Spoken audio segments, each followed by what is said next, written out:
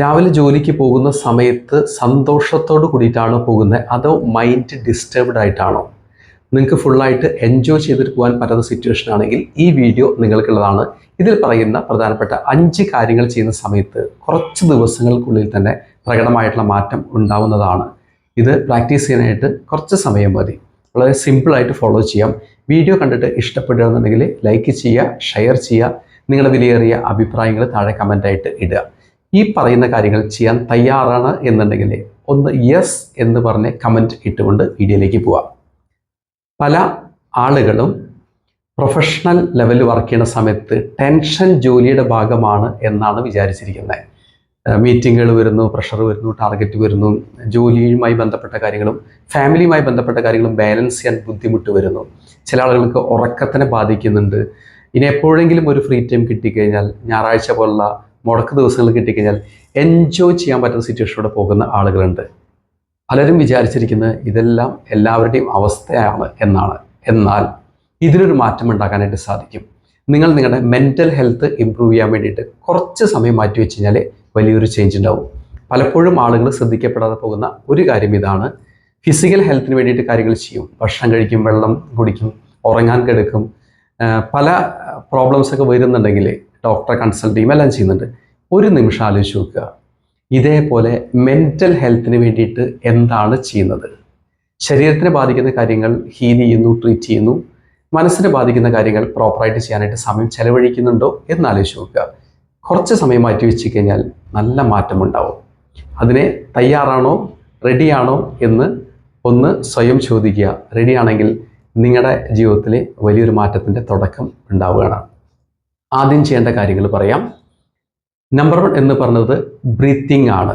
അതായത് ടെൻഷൻ വരുന്ന സമയത്ത് നിങ്ങൾ ശ്രദ്ധിച്ചാൽ നിങ്ങൾക്ക് മനസ്സിലാവും. ടെൻഷൻ വരുന്ന സമയത്തും അതേപോലെ ദേഷ്യം വരുന്ന സമയത്തൊക്കെ സ്വാഭാവികമായിട്ട് ബ്രീത്തിങ് കൂടുതലായിരിക്കും. ബ്രീത്തിങ് പതുക്കെ എടുത്ത് പതുക്കെ വിടുക. അതേപോലെ ബ്രീത്തിങ്ങിലേക്ക് മാത്രം ഒരു ഫോക്കസ് കൊണ്ടുവരിക. ഇത് നിങ്ങൾ ഒരു 3 മിനിറ്റ് പ്രാക്ടീസ് ചെയ്താൽ മതി. അവിടെ നിങ്ങളുടെ മൈൻഡിൽ ഒരു വളരെ കാം ആൻഡ് ക്വയറ്റ് ആയിട്ടുള്ള ഫീലിംഗ് വരാൻ തുടങ്ങും. ബ്രീത്തിങ് ഏതെങ്കിലും ഒരു സമയത്ത്, ഇനിയിപ്പോൾ നിങ്ങൾ ട്രാവലിങ്ങിലാണ്, ബസ്സിലോ ട്രെയിനിലൊക്കെ പോകുകയാണെന്നുണ്ടെങ്കിൽ ആ സമയത്തും പ്രാക്ടീസ് ചെയ്യാം. അതായത് സാവധാനം ശ്വാസം ഉള്ളിലേക്ക് എടുക്കുക, പതുക്കെ പുറത്തേക്ക് വിടുക, അത് തുടർന്നുകൊണ്ടേ ഇരിക്കുക. ശ്വാസം എടുക്കുന്നതിലും വിടുന്നതിലും മാത്രം ശ്രദ്ധ കൊണ്ടുവരാൻ വേണ്ടി നോക്കുക. ഇതാണ് ഒന്നാമത്തെ സ്റ്റെപ്പ്. ഇതെല്ലാവർക്കും സിമ്പിളായിട്ട് പ്രാക്ടീസ് ചെയ്യാവുന്ന കാര്യമുള്ളൂ. രണ്ടാമത്തെ കാര്യം എന്ന് പറയുന്നത് ചെറിയ ബ്രേക്കുകളാണ്. അതായത് എല്ലാറ്റിൽ നിന്നും മാറി നിന്നുകൊണ്ട് ഒരു ബ്രേക്ക് എടുക്കുക. അത് ചിലപ്പോൾ കുറച്ച് സമയമായിരിക്കാം. ജോലിയുടെ കാര്യങ്ങളും ഫാമിലി കാര്യങ്ങളും എല്ലാം മാറ്റിവെച്ച് ഒന്ന് റിലാക്സ് ആവുക, ഫോണൊക്കെ മാറ്റി വെച്ചിട്ട്. ഇത്തരത്തിൽ ഒരു ബ്രേക്ക് എടുക്കുന്ന സമയത്താണ് നിങ്ങൾക്ക് പഴയ പെർഫോമൻസ് അല്ലെങ്കിൽ നല്ല എനർജി ലെവലിലേക്ക് തിരിച്ചു വരാനായിട്ട് സാധിക്കുക.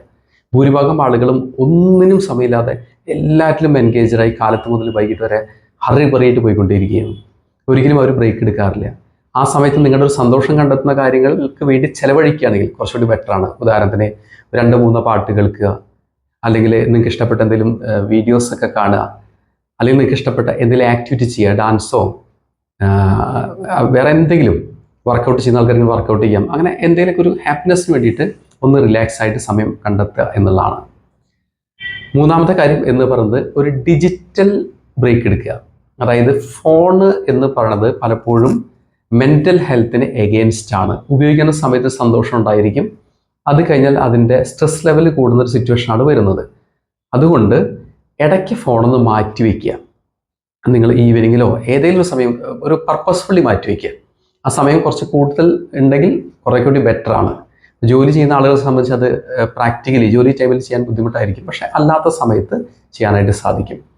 അടുത്തൊരു കാര്യം എന്ന് പറയുന്നത് നിങ്ങൾ ഗ്രാറ്റിറ്റ്യൂഡ് എഴുതി വയ്ക്കുക എന്നുള്ളതാണ്. അതായത് ഒരു ദിവസത്തിലെ ഏറ്റവും പോസിറ്റീവ് കാര്യങ്ങൾ മാത്രം തിരഞ്ഞെടുത്ത് ഒരു ഡയറിയിൽ എഴുതി വയ്ക്കുക. ഉദാഹരണത്തിന് ഇന്നത്തെ ദിവസം കഴിഞ്ഞ സമയത്ത് രാത്രി വൈകിട്ട് പോയിട്ട് ഇന്ന് സംഭവിച്ചാൽ ഏറ്റവും ബെസ്റ്റായിട്ടുള്ള ഒരു കാര്യം എഴുതി വയ്ക്കുക, ഒറ്റ കാര്യം എഴുതി വയ്ക്കുക.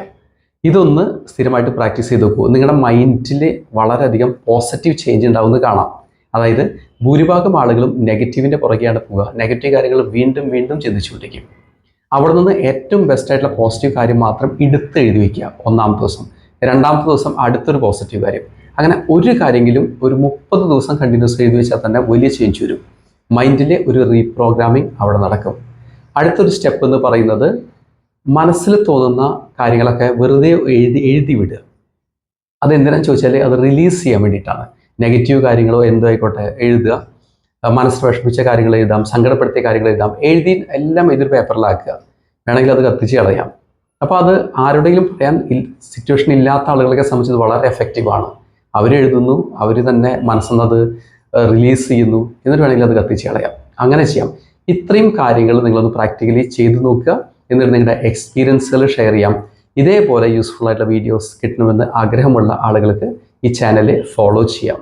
അപ്പോൾ അടുത്ത വീഡിയോയിൽ വർക്ക് ചെയ്യുന്ന ആളുകളെ സംബന്ധിച്ച് പ്രൊഫഷണൽ ഗ്രോത്തിനും പേഴ്സണൽ ഗ്രോത്തിനും സപ്പോർട്ടിംഗ് ആയിട്ടുള്ള നല്ലൊരു വീഡിയോ ആയിട്ട് വരാം. All the best.